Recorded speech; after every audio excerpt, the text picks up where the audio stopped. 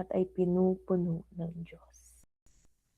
Wag na wag nating pagsasawaan ng pagpapasalamat sa Panginoon dahil ang Panginoon ay hindi nagsasawang magbigay sa atin. Pampito, may darating na provision. Sino sa inyo ang naniniwala sa oras na ito, sa tagpong ito, na kasama natin ng Panginoon, darating ang pambayad mo ng utang? Sino sa inyo ang naniniwala na sa tagpong ito, sa puntong ito, nakita ng Panginoon ang lahat ng pagsisikap mo, ang lahat ng sakripisyo mo, at ngayon darating na ang matagal mo nang inaasahan? Sabi sa Habakuk 2 and 3, kung matagal man, hintayin mo. Kasi kung gaano kahaba yung inantay mo, ganun din kahaba ang daloy ng biyaya ng pagpapala ng Panginoon sa iyong buhay. It compensates, my dear brothers and sisters. 10 taong ko tong pinaghirapan, nakukuha ko na ngayon. At mahigit mo pa sa 10 taon yan pakikinabangan. Yan ang provision ng Panginoon. Ang Diyos ay sakto sa tamang panahon.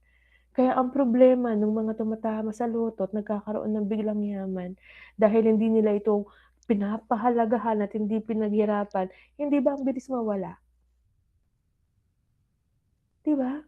Pero yung pinaghirapan mo, yung bahay na itinayo mo sa dugo at pawis mo, yan ay mananatili. Hindi lamang kung gaano mo katagal itong pinag-ipunan, kundi panghabang panahon, sapagkat ito ay galing sa Diyos.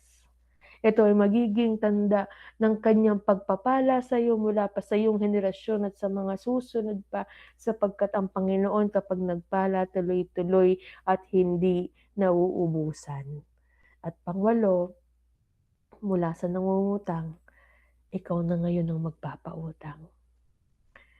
Huwag kayong magkautang sa halip. Anong sinasabi sa atin ng scripture? Umibig kayo.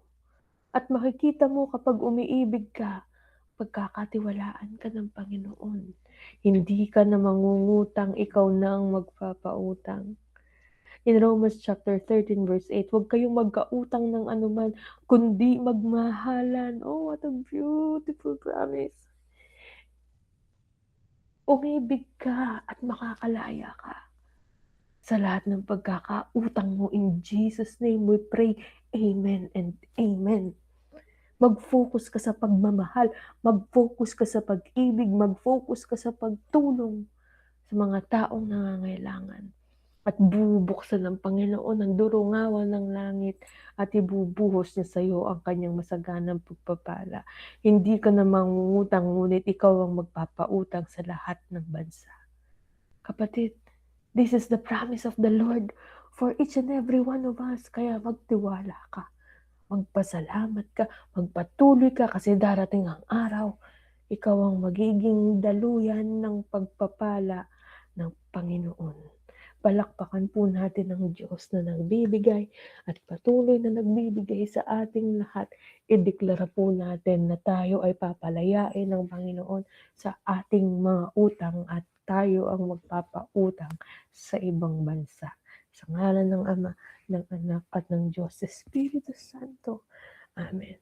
You know, itong topic na ito ay may kaakibat na kwento ng pangyayari sa aking munting buhay. Naalala ko po nung bagong CLSS ako. Sobrang init ng pananampalataya ko. Yung level ng faith ko talagang todo-todo to the highest level. No? Grabe yung expectations ko. Grabe talaga. Grabe. Kasi po ang community namin ni Brother Francis sa isang town sa Pampanga ay ang layo po nun sa tinitirhan namin noon. Isang bayan. So malayo. Kilometro talaga. Kailangan sumakay ng jeep para makarating doon.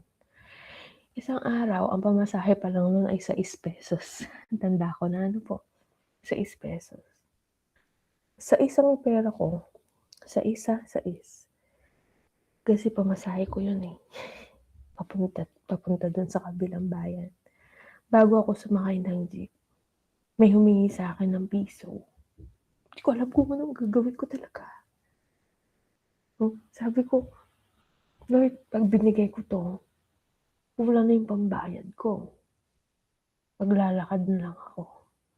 Alam niyo, sa puso ko, sa isipan ko, sabi ni Lord, "Bigay mo yung piso, wag mo nang alalahanin yung mga susunod pa." Ibinigay ko yung piso. Tapos yung paa ko, hindi ko alam kung aakyat ba ako sa jeep o maglalakad ako. Kasi kulang na, 'no? Pero alam niyo, sabi ng Panginoon sa puso ko, sa isip ko, "Sumakay ka." Sumakay ako. ₱5 yung pera ko. Nakikita ko yung mga tao, 'di ba, nag-aabutan ng bayad, "O, pakiabot po, bayad, isa."